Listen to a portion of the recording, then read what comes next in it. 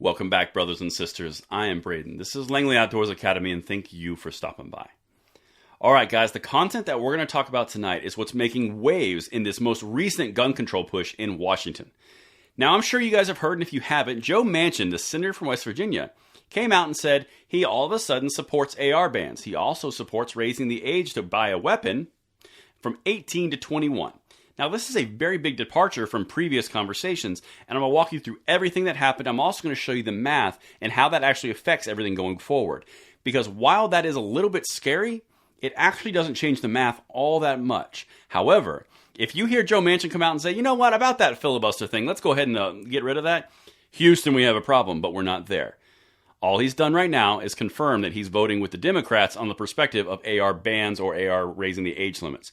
We're going to go through all that right now. Everything will be linked in the description box below. I want to hear from you guys on this one because this is crucially important. Now, if you're new here, we're always looking to earn that subscription, and we need as many people in the ranks as possible to spread this message out. We'd love to have you subscribe if you find value in this information. Hit that notification bell so you guys can be aware of what's going on around your rights and everyone else's rights, and we are going to hit it, and thank you for watching in advance. Let's get it.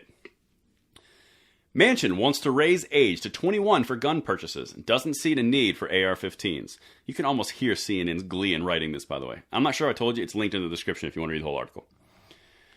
Senator Joe Manchin of West Virginia voiced his support Monday for raising the age to 21 for purchasing semi-automatic weapons and questioned why individuals need to own high-powered AR-15 style weapons, putting him at odds with Republicans who are resisting imposing any restrictions on access to firearms. Now, that little segment right there did two things. One, it gave Joe Manchin some cover, and the second thing, it threw Republicans under the bus. That's what they're doing here. But this brings up a very interesting point. The math itself does not change on the existing negotiations that are going on because Manchin's involved in these conversations. Wait until the end of this video. I'm going to show you why what he's saying doesn't really have an impact on the outcome here. This is crucially important to understand because this is politicking at its finest. Quote, I never thought I had a need for that type of high-capacity automatic weapon, Manchin told CNN on Monday. Quote, I like to shoot. I like to go out and hunt. I like to go out sports shooting. I do all of that. But I've never felt I needed something of that magnitude. It's not about what you feel. It's about your rights. You are guaranteed the Second Amendment right in the Bill of Rights. This is not overly hard. It's not about what you feel. It's about what it is. That's an incredibly important distinction. Democrats tend to do this thing where I feel, okay, that's fine. That can be over here. You can feel a certain way, but it doesn't change the reality of the situation. That is a guaranteed right upon when you become a legal adult, which is 18 in this country. I'm pretty sure you're not going to hear the Democrats say, you know what?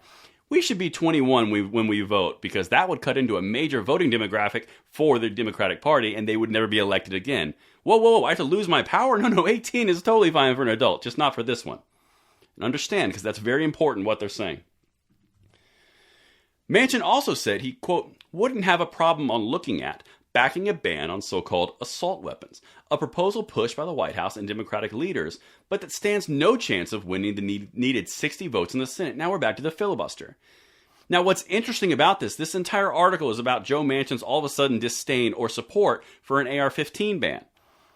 In the same article, it says it has no chance of getting past the 60 vote filibuster. What's the point of this article? This article and this statement is about Joe Manchin. It is not about the fact that they're going to get this, because they're not going to. Even Chris Murphy said on an interview on Sunday that, hey, this isn't even going to be in the thing. It's not going to have AR bans, flat out. So why? We're back to that why. Like I said, this is politicking as good as it gets. While Democrats can pass gun bills through the House on the strength of the party line vote, I mean, to be honest, a ham sandwich can pass the House right now, as they plan to do this week, the vote count math is far more difficult in the Senate. Democrats control the narrowest possible majority in the chamber with only 50 seats and would need at least 10 Republicans to break a filibuster and advance any potential gun package. That's where we've been since Biden was inaugurated. Nothing has changed there. But notice what they're doing. They're driving in, well, see, even Manchin's for AR bans. It doesn't matter. The negotiations between Murphy and Cornyn and Blumenthal and Lindsey Graham, all that's what they're talking about. They're talking about red flag legislation, encouraging state-level red flag legislation, social mental programs to help mental health, and hardening schools. AR bans aren't even on the table, so what's the point of this? It's important to ask that question. In the Monday interview, Manchin argued that 2 new laws could prevent some of the recent mass shootings, requiring individuals to be 21 to buy high-powered rifles and imposing minimum state standards to create red flag laws. Now, that's important right there. If anything in this article, this is the most important part. Imposing minimum standards. That means red flag laws in every state. Not built federally, but required for funding. That's incredibly crucial, because if they're saying, hey, we're not doing a federal ban, but every state's required to do it, that's a federal ban, bro. Like, what?